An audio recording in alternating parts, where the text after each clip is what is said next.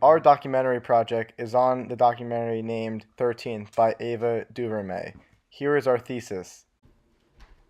Toward the beginning of the documentary, the filmmaker goes into the history of the United States and the relationship between the government and how it treats African Americans. The point of adding the history aspect of the United States in the film is to show the audience how we got to where we are in our contemporary society. It shows us that racism and discrimination have always existed in our country, and although we have come a long way, we have a far way to go. Woodrow Wilson, the sitting president, had a private screening of Birth of a Nation in the White House. He calls it history written with light. Here, Woodrow Wilson serves as a symbol for the American public, especially the Deep South. Wilson was the only man who won a nationwide election in the country, as all presidents are, meaning he represents the beliefs and ideals of a majority of Americans. And him watching The Birth of a Nation, a movie that glorifies the KKK and dehumanizes African Americans, shows that America was a racist and prejudiced society. There's a famous scene where a woman throws herself off a cliff rather than be raped by a black male criminal. Here, the filmmaker added the word criminal onto the screen as one of the experts was describing how the whites at the time viewed African Americans. By adding the image of the word criminal, the filmmaker cements the idea into the audience's heads that the criminal is the only thing that comes to mind for whites when thinking about blacks. Also, by having the word surrounded by a black screen, it hints at the idea that whenever a white person envisions a black person by closing their eyes, the only thing that they think of is criminal. In the film, you see black people being a threat to white women.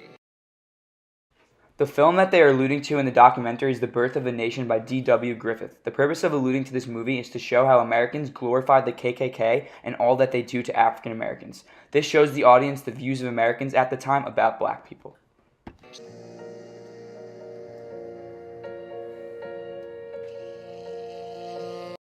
Here, the showing of newspapers from the time adds to the ethos of the argument. It shows the audience that the filmmaker did their research on the topic.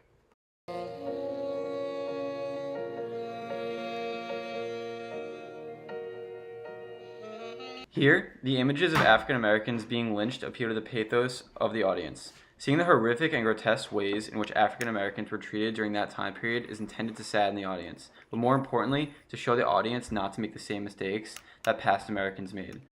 Under the idea that they had done something criminal. This is the second time in just a few minutes span that the filmmaker repeated putting the word criminal on the screen, and she does it countless more times in the film. The continued repetition once again cements the idea that whenever whites thought of an African American, the first thing that came to mind was criminal. Yak Track 2 begins now.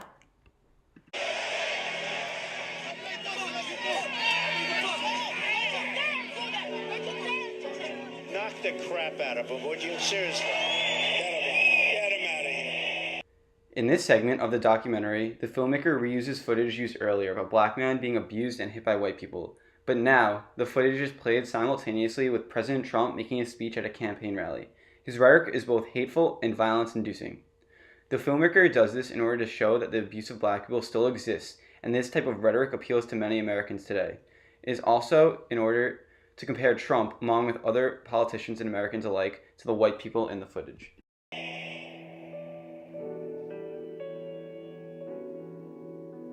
In the good old days, this doesn't happen because they used to treat them very, very rough.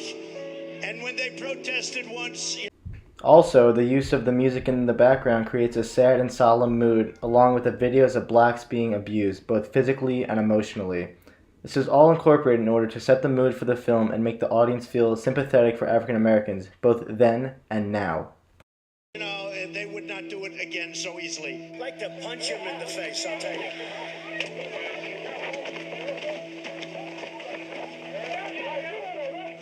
I love the old days. You know what they used to do to guys like that when they were in a place like this? They'd be carried out on a stretcher, folks.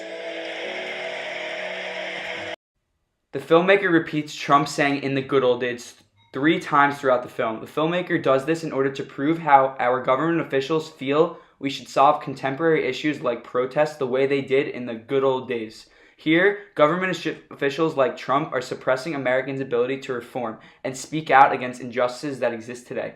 Clearly, Trump is not advocating for Jim Crow and slavery, but the filmmaker wants to show how our current president of the U.S. isn't solving for the injustices blacks are facing. Black men account for roughly 6.5% of the U.S. population. They make up 40.2% of the prison population. Here is a clear demonstration of the use of logos by the filmmaker. She offers statistics on two aspects of black imprisonment. One showing how likely it is for a black man to go to prison compared to a white one, and the other showing the percentage of blacks in the prison population. These statistics are intended to have a few effects. One of the effects is to show the audience that there is injustice in the criminal justice system. The other effect is to persuade the audience that there is a long way to go and action must be taken.